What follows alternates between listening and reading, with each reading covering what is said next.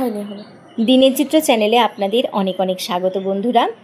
দেখুন, আমি যে আকালিপুর এসেছি তারাপীঠ থেকে, সেই আকালিপুরের এইটা হচ্ছে মায়ের আদি পীঠস্থান, যে নদীটা থেকে মা উঠে এসেছিলেন, এসে প্রথম অধিষ্ঠিত হয়েছিলেন এখানে। আমরা এখন যাচ্ছি মূল মন্দিরটার দিকে। এখন এই মূল মন্দিরটা স্থাপিত হয়েছে। এটা অনেক পুরনো মন্দির। জায়গাটা হচ্ছে আকালিপুর, বীরভূম ডিস্ট্রিক্ট। তারাপীঠ থেকে প্রায় 1.5 ঘন্টা লাগলো আমাদের বাসে আসতে। তো এই হচ্ছে গুহ্য কালী মন্দিরে যাওয়ার রাস্তা। এইখানে হচ্ছে মায়ের যজ্ঞভূমি, এখানে মায়ের যজ্ঞ হয়। এরপর আছে একটা বলিদান হওয়ার জায়গা, এই যে বলিদান করা হয় এখন ছাগল বলি হয়। তো কথিত আছে যে নবাব সিরাজউদ্দৌলার সময় এই মন্দির প্রতিষ্ঠিত হয়েছিল। সেই সময় নাকি মন্দির প্রতিষ্ঠার সময় একটা শিশুকে এখানে বলি দেওয়া হয়েছিল, নরবলি। তো সেই শিশুকে বলি দেওয়ার পর তার মা যখন মায়ের কাছে এসে আকুতি জানাচ্ছিল যে আমার সন্তানকে তুমি কেড়ে নিলে মা, তখন নাকি ওই মা তার সন্তানকে ফিরিয়ে দিয়েছিল। তার সন্তান তখন ওই মায়ের কান্না শুনে নদী থেকে উঠে আসছিল স্নান করে। এটা হচ্ছে খুবই আশ্চর্যের ঘটনা, এবং এই ঠাকুরের মাহাত্ম্য খুবই রোমাঞ্চকর।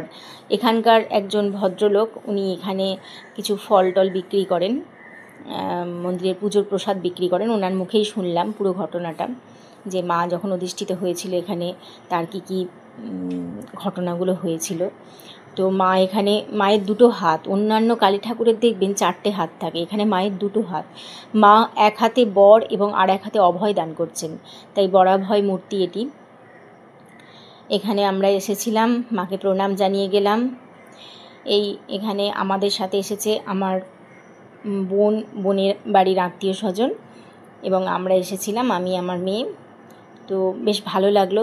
গুহ্য কালী মন্দির, জয় মা গুহ্য কালীর জয়। তো আমরা এখান থেকে যাব নলাটেশ্বরী তলায়। নলাটেশ্বরী মাও খুবই জাগ্রত। ওখানে নাকি 51 পীঠের ওটা একটি পীঠ, শক্তিপীঠ আর কি ওটা। তো ওই নলাটেশ্বরী মন্দির এখান থেকে প্রায় 1 ঘন্টা লাগে যেতে। তো আমরা ওই নলাটেশ্বরী মন্দিরে এরপর যাব। তো এই জায়গাটা বেশ ভালো, বেশ গ্রামীণ পরিবেশের মধ্যে। নদীর ধারে একটা শ্মশান আছে। নদীটা এর আগের ভিডিওটায় আমি দেখিয়েছি, নদীটা শুকিয়ে গেছে। তো আমরা এখন যাচ্ছি আমাদের যে ট্রাভেলার বাসে করে আমরা এসেছি, সেই ট্রাভেলার বাসের দিকে। তো এখানে দেখলাম একটা সুন্দর বেশ খেলার মাঠ আছে, বাচ্চারা খেলাধুলা করছে।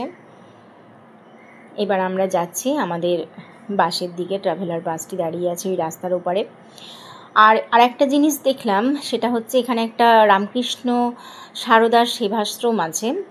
এই রামকৃষ্ণ সারদার সেবাশ্রমটা আমাদের যাওয়া হয়নি, মানে ভেতরে ঢোকা হয়নি, রাস্তার পাশেই দেখলাম ওখানে কতগুলি শিশু খেলাধুলা করছিল। তো সব কিছুর একটা নির্দিষ্ট সময় থাকে, তো আমরা খুব শর্ট টাইমের মধ্যে এখানে এসেছি। তো যখন আগামীবার আসবো এখানে পরবর্তীকালে, তখন আমার ওই রামকৃষ্ণ সারদা সেবাশ্রমটায় যাওয়ার খুব ইচ্ছে আছে।